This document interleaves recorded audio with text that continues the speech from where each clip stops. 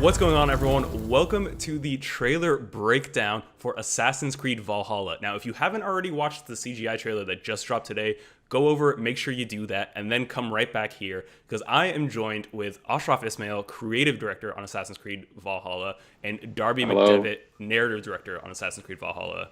Gentlemen, thank you so much for joining us. Thank you for having us. It's a pleasure. Yeah, it's a pleasure.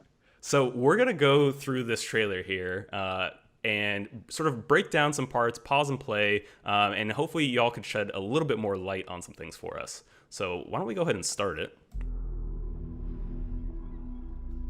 They are heartless. So right off the bat, I do want to stop this here. Ashraf, I wanted to talk to you a little bit about this settlement we're seeing, because I know settlements play a big role in Assassin's Creed Valhalla. Yes, here what we're seeing is it's a settlement in Norway, a Norwegian settlement. The idea of home and settling, it's very important to Assassin's Creed Valhalla. A big part of the motivation of the story and the journey of Eivor, our hero, is about this idea of home and having this thriving settlement. What we're seeing here, again, is in Norway. This is home in Norway. Yeah, so let's keep going here, because I don't think they're staying in Norway for long. So, Darby, we see this giant statue here. Who is this exactly?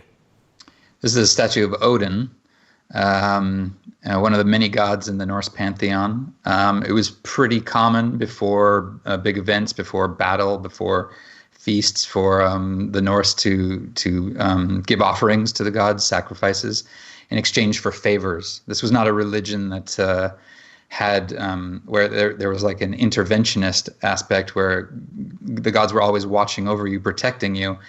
They were a little bit more like humans. You had to do something for them and they would do something for you. So this is what we're seeing here, is kind of a something's about to happen, and they're sort of going and asking for favors. Godless barbarians.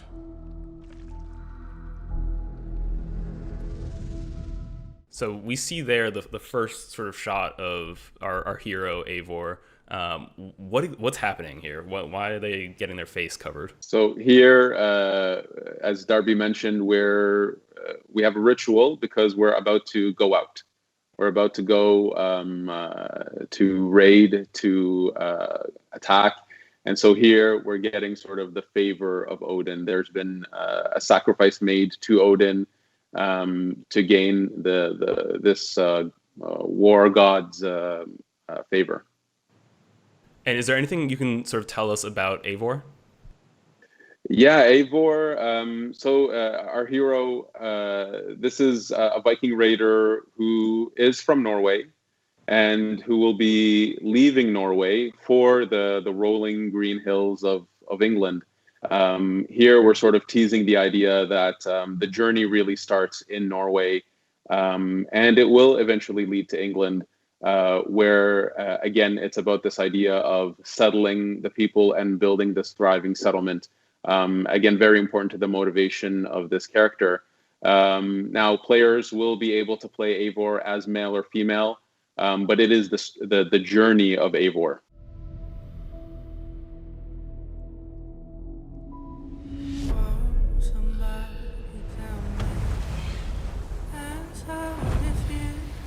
So we see them here setting sail for England, right? Yes, absolutely. And kill blindly.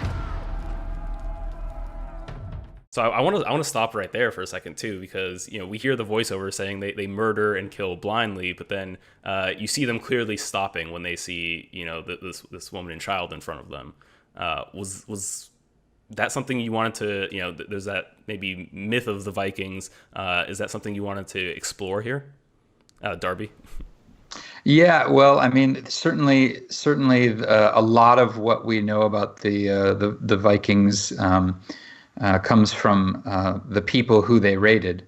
The Viking Age started at the end of the 8th century with an attack on Lindisfarne in England. And the English like to write about it, and certainly a lot of the accounts are very brutal.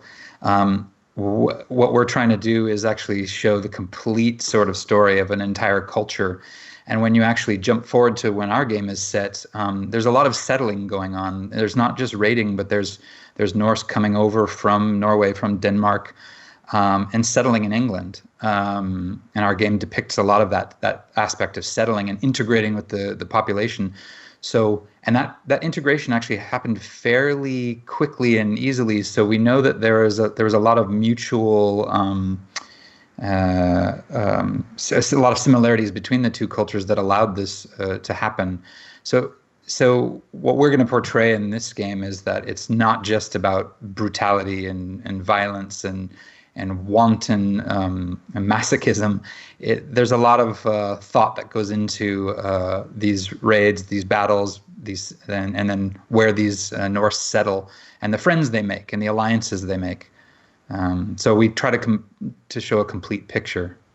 Yeah, and you referenced the time period there. What time period are we talking?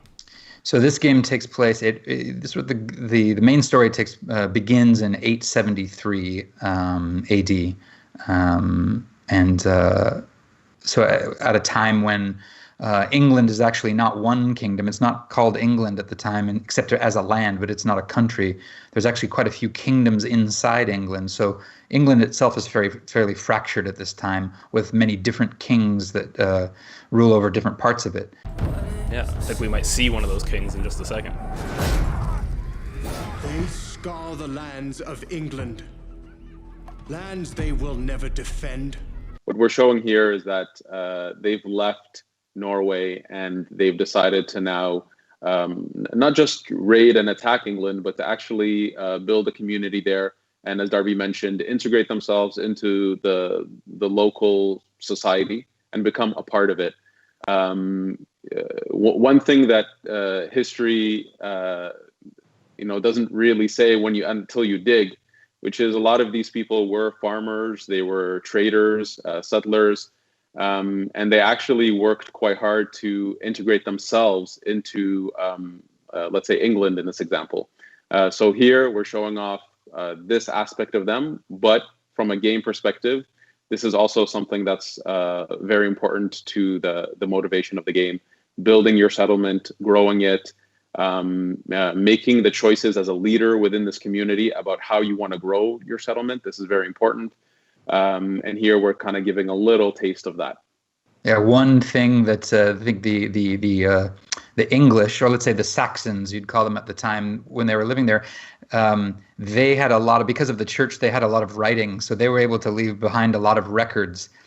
But so archaeologically, we have to actually go and look at other sources to see how well they actually integrated.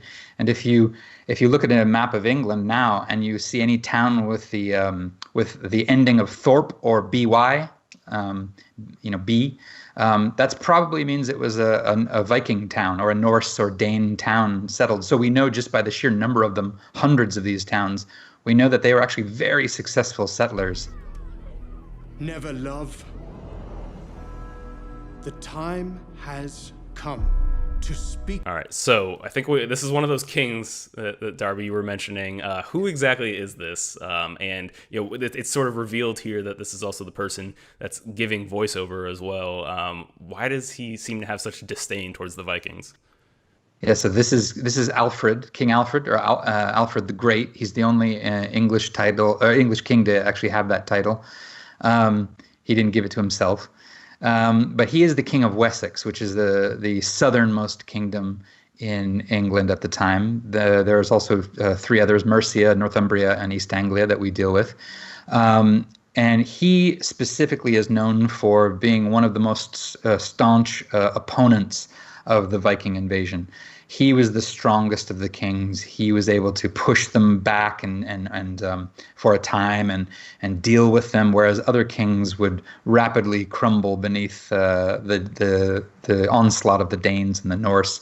To them, in a language they will understand.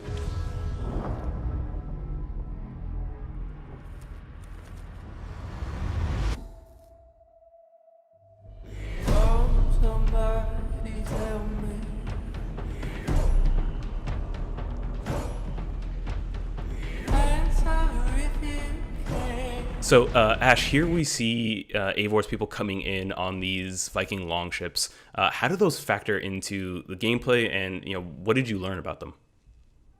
Yeah, so the Viking Longships, this is a technology that was unique to the Norse and the Danes and the Vikings in this time period. If I was to give a metaphor, I would say, imagine that you have this empty highway, rivers, and you have a Ferrari that you can drive down this highway with no one around you and no one able to chase you. This is what gave the Vikings the capacity to get in so deep into the land behind enemy lines to hit and run. And these ships carried usually cargo and raiders. So raiders, these are warriors that were proficient in combat. They were able to get in, steal a lot of stuff, and run away. Yeah, I think we're going to see the events of that play out here in a little bit.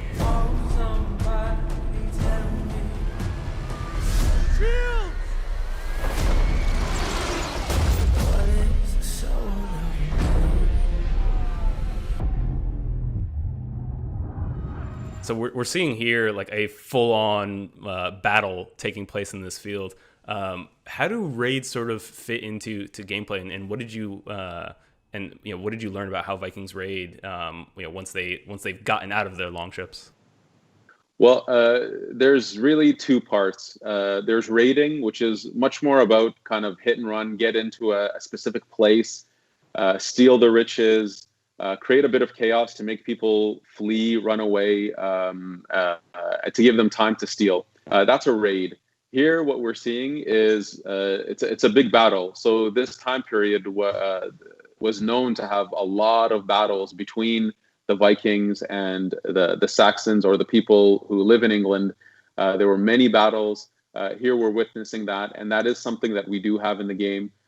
So players can go raiding with their longship and their raiders, and there are moments in the game with these really big epic scale battles on battlefields or in fortifications, because it was a really big part of the history during this time. So we needed to represent that. Of course, Vikings carrying their famous round shield. We have Eivor, who at some point is holding a shield and an axe, but also two axes. If people notice, we're seeing a lot of the things we're doing with combat. Here we have a throwing axe, so this is an ability that you have in the game to throw axes. So we're showing off a lot of the combat details that we're pushing for.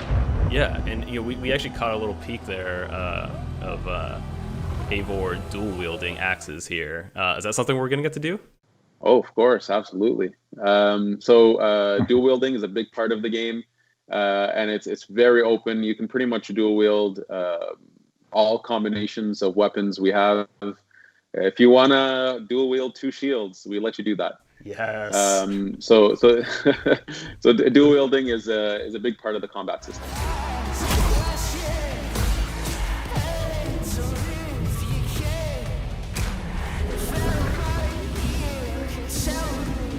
So we get like a little tease here. There's some hooded figure that appears to be standing next to this tree on the battlefield. Anything at all, Ash, you could tell us about this figure here? Here, Eivor believes that he is receiving some kind of favor, and it gives him the sort of, let's say, the will to push forward.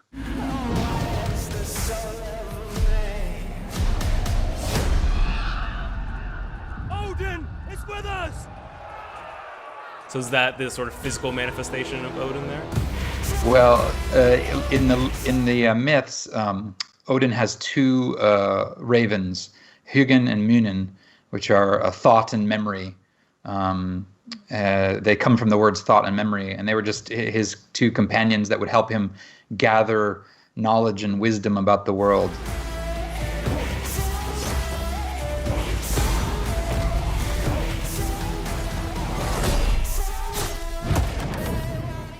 So we see Eivor here getting just about, all they can handle. Are we going to see enemies of this stature, that are this formidable in the game? Yeah, we have. The combat of this time period. If you're going to make a Viking game, the combat needs to be visceral. It needs to be quite brutal.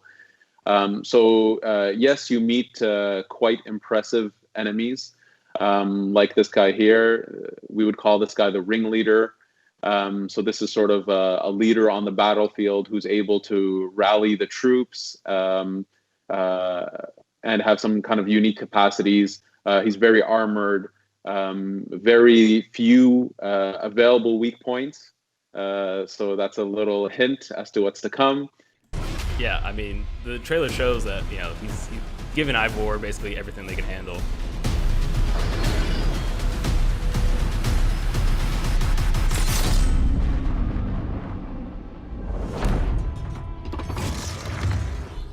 Okay, so this is the coolest thing in the world. There's so much I want to talk about. First of all, the Hidden Blade. The Hidden Blade is back. What was the decision around that? And then it's also mounted on top of the arm for the first time. Where did all those decisions come from? You go first. Let's see here. I'll go first. Okay. We're building a Viking fantasy. We wanted our players to live in the boots of a Viking warrior and to fully live in that fantasy. But this is within the Assassin's Creed world. In our journey, of course, we can't spoil too much here. But in our journey, Eivor does meet with assassins. Now, Eivor doesn't necessarily know what that means, but there is some kind of common ground that they have, and this is something that these are people that Eivor will work with. And at some point, Eivor does receive a hidden blade. So that's something that happens in the journey quite early on. Again, we don't want to get into any spoiler territory or explain why the connection is there, but it is something that's very significant and important to the journey of this game. And so when Eivor receives this hidden blade, Eivor puts it on and believes that this is such a kick-ass weapon that why would you want to hide it from your enemies?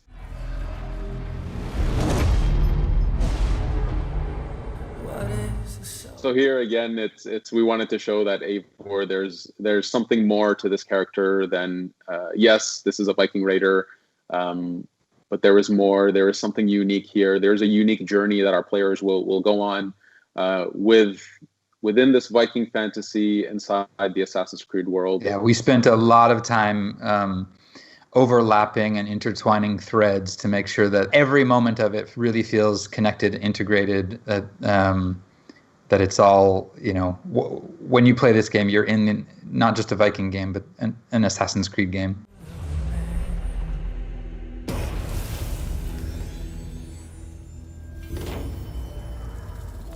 All right. Well, folks, there you have it. That's the first trailer for Assassin's Creed Valhalla. You got the in-depth breakdown. You got all the details with Ashraf, the creative director, Darby, the narrative director. Thank you all so much for joining us. And Ash, when and where can people play Assassin's Creed Valhalla? So Assassin's Creed Valhalla will be a launch title for Xbox Series X and PS5. And it'll be out in holiday 2020 for Xbox One, PS4, PC, and Stadia.